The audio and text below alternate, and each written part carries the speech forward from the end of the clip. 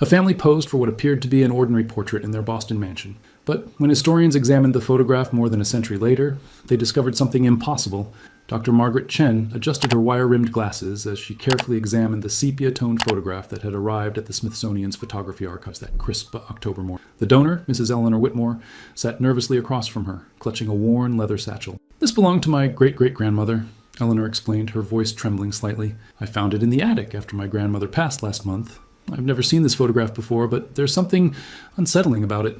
The formal portrait showed the Hartwell family of Boston, Massachusetts, taken in their ornate Victorian parlor in 1901. 5 family members stood rigidly posed. Patriarch William Hartwell, his wife Constance, their 3 children aged between 8 and 16. Their faces were stern, typical of the era's photography conventions. Behind them hung an elaborate burgundy velvet curtain that framed a large window overlooking their estate. Margaret studied the image through her magnifying glass, noting the exceptional clarity for a photograph of that period. "What exactly troubles you about it, Mrs. Whitmore?" Eleanor leaned forward, pointing with a shaking finger. "Look carefully behind the curtain, Dr. Chen. Do you see it too?" Margaret squinted, adjusting the angle of her desk lamp. There, barely visible in the shadows behind the heavy fabric, was what appeared to be the outline of another figure. Margaret's breath caught as she switched to a higher-powered magnifying glass. The shadowy figure behind the curtain became more distinct. A small hand pressed against the window glass, and what looked like a child's face peering out from the darkness. "This is extraordinary," Margaret murmured, her pulse quickening.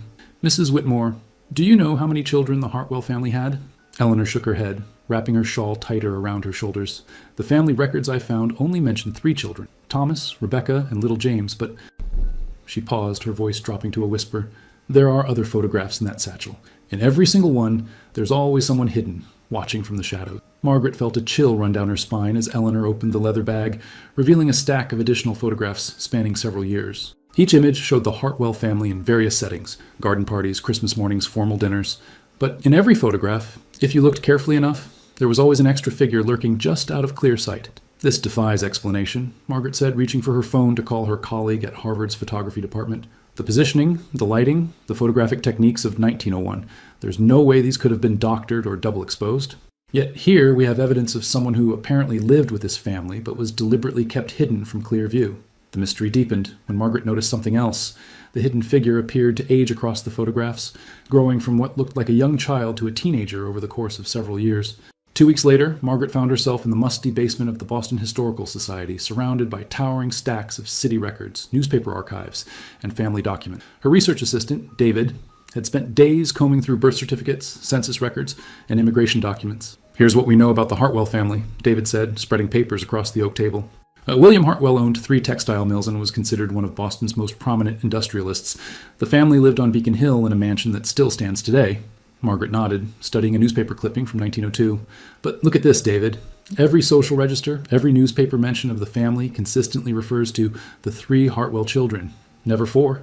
They spent the morning cross-referencing birth records with family documents. Thomas, born 1885, Rebecca, born 1887, James, born 1893. No other children were officially recorded, yet the photographic evidence was undeniable. "Dr. Chen," David said suddenly, looking up from a leather-bound journal, "I found something. This is Constance Hartwell's personal diary, donated to the Historical Society in 1960. Listen to this entry from March 15th, 1901. William insists we must maintain appearances. The child grows restless, but we cannot risk exposure. Society would never understand our arrangement." Margaret's hands trembled as she reached for the diary. "What arrangement? What child?" "Keep reading, David." The entries became increasingly cryptic, referring to our secret burden, the hidden one, and maintaining the family's reputation. Constance Hartwell had clearly been tormented by some family secret that required keeping a child concealed from public view. Margaret's investigation took an unexpected turn when she discovered Eleanor Whitmore's true connection to the Hartwell family. While reviewing genealogical records, she found that Eleanor wasn't descended from the Hartwells at all. She was the great-great-granddaughter of Mary O'Sullivan, who had worked as the Hartwells' head housekeeper from 1898 to 1905. When confronted with this information, Eleanor broke down in Margaret's office, tears streaming down her weathered cheeks. "I'm sorry I lied, Dr. Chen, but I had to know the truth. My family has carried this burden for over a century." Eleanor revealed that Mary O'Sullivan had left behind her own collection of letters and photographs, hidden away in the servants' quarters of the Hartwell mansion. These documents painted a very different picture of the family's secret. "According to my great-great-grandmother's letters," Eleanor explained, "the Hartwells were hiding someone, but not for the reasons you might think. This wasn't about shame or scandal, it was about protection. Margaret studied Mary's carefully preserved letters, written in elegant script despite her humble education. One letter to her sister in Ireland, dated June 1901, was particularly revealing. The poor child has been through such terrible trauma.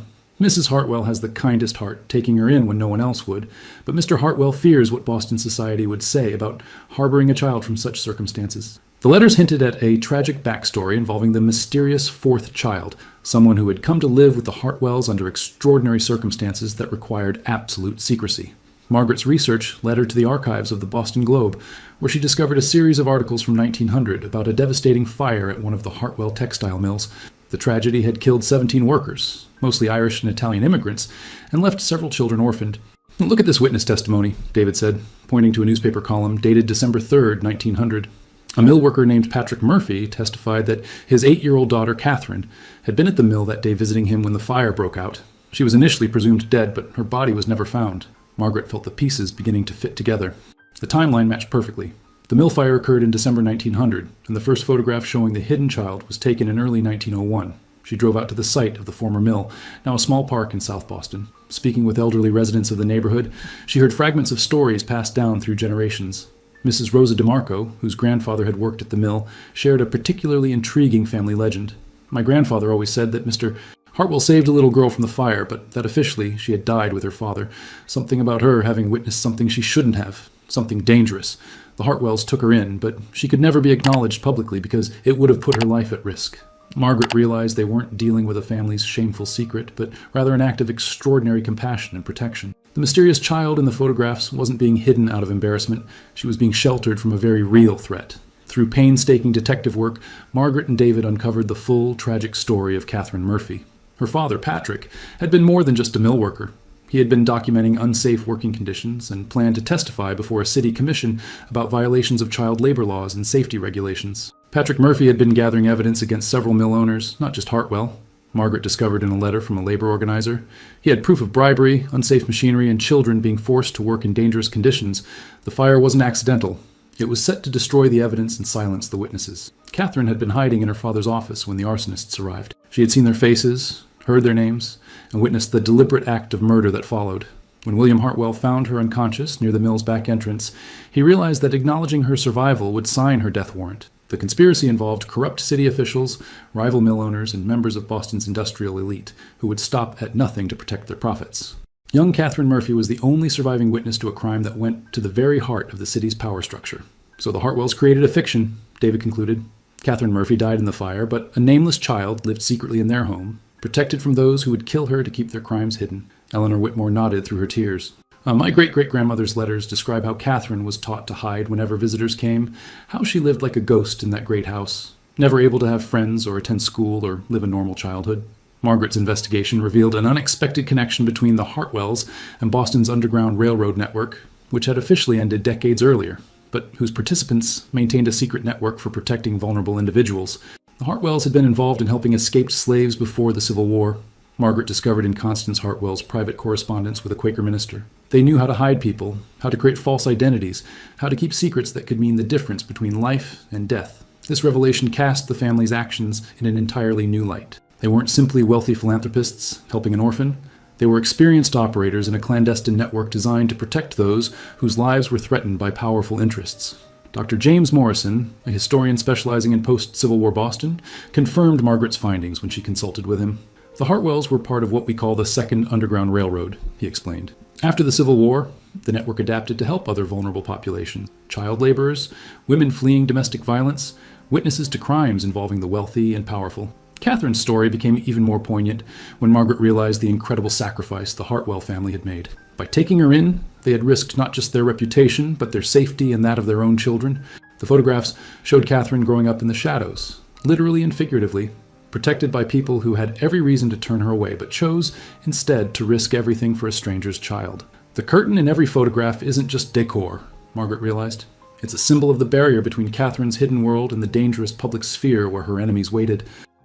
As Margaret delved deeper into the family's correspondence, she uncovered the tremendous emotional and financial toll that protecting Catherine had taken on the Hartwells. Constance's diary entries from 1902-1903 revealed a woman struggling with the weight of their secret. "William barely sleeps anymore," Constance wrote in April 1902. "He's convinced they're watching the house. Yesterday, a stranger asked our neighbor too many questions about our family. We've hired additional security, but how do you protect a child who doesn't officially exist? The family had spent enormous sums on private investigators to track the movements of those who might be searching for Catherine. They had also quietly funded the families of other mill fire victims, perhaps out of guilt that they could only save one child when so many had perished. Margaret found evidence that William Hartwell had been gradually moving his business operations away from Boston, selling his mills, and investing in properties in California and Oregon, all part of a long-term plan to relocate the family where Catherine could eventually live openly under a new identity. "Look at this," David said, showing Margaret a shipping manifest from 1904. The Hartwells sent several large crates of household goods to San Francisco, addressed to a family named Morrison. Well, that must have been Catherine's new identity. Eleanor Whitmore confirmed this discovery with another of her great-great-grandmother's letters. "Little Catherine has grown into such a brave young lady. Tomorrow she leaves for her new life in California, where she can finally step out from behind the curtain. Mrs. Hartwell cried for 3 days, but we all know this is the only way she can truly be safe." The photographs had documented not just a family secret, but a years-long rescue operation that had required incredible courage and sacrifice from everyone involved. The last photograph in Eleanor's collection was different from all the others. Taken in 1905, it showed the Hartwell family in their garden, but for the first time, Catherine stood openly among them, no longer hidden behind curtains or lurking in shadows. "This must have been taken just before she left for California," Margaret said, studying the image through her magnifying glass. Catherine appeared to be about 13 years old, wearing a beautiful white dress and standing between Thomas and Rebecca Hartwell, who had their arms around her shoulders protectively. The girl's face was no longer obscured by shadows or fabric. She had light hair, freckles, and intelligent eyes that seemed to hold wisdom far beyond her years. Most remarkably, she was smiling, the first time she appeared happy in any of the photographs. On the back of the photograph, someone had written in faded ink, "Our beloved daughter, Catherine Morrison, as she begins her journey to freedom. May 15th, 1905. Margaret felt tears welling in her eyes as she realized the full significance of what she was seeing. "This isn't just a photograph, Eleanor. It's a declaration of love. After years of hiding her, protecting her, sacrificing for her, they finally claimed her publicly as family, even if only for this one moment." Eleanor nodded, wiping her own eyes. "My great-great-grandmother wrote that Mrs. Hartwell insisted on this photograph. She said, 'History should know that Catherine was loved, that she belonged somewhere, that she mattered to someone.' They knew no one would ever see it during their lifetimes, but they wanted proof that she had been more than just a hidden secret. She had been their daughter." 6 months after beginning her investigation, Margaret stood in the renovated Hartwell mansion, now a historical museum, as she prepared to unveil the Catherine Murphy exhibit. The story had captured national attention, transforming from a mysterious photograph into a powerful testament to courage, compassion, and family. Eleanor Whitmore, now 78, sat in the front row as Margaret addressed the gathered crowd of historians, journalists, and descendants of Boston's Irish immigrant community. Catherine's story had resonated far beyond academic circles, inspiring contemporary discussions about protecting vulnerable children and standing up to powerful interests. "The Hartwell family photos teach us that love isn't always visible," Margaret explained to the audience. "Sometimes the greatest acts of devotion happen in the shadows, behind curtains, in spaces between what society acknowledges and what the heart knows to be true." The museum had tracked down Catherine's descendants in California, where she had indeed lived under the name Catherine Morrison, eventually marrying, having children, and living to the age of 87. Her granddaughter, Maria Santos, had traveled from San Francisco for the exhibit opening. Catherine told us stories about her Boston family, Maria shared with the audience. "She never forgot the people who saved her life, who loved her when she had nothing, who gave her a future when powerful men wanted to erase her past. She taught us that families aren't just made by blood. They're made by choice, by sacrifice, by the decision to protect those who can't protect themselves." As the evening concluded, Margaret looked once more at the final photograph, the Hartwell family with young Catherine standing openly among them. Behind them, the burgundy curtain that had once hidden her now stood open, framing not secrets and shadows, but light, hope, and the enduring power of love to triumph over fear. The mystery had been solved, but more importantly, a forgotten girl had finally been remembered, honored, and claimed by history itself.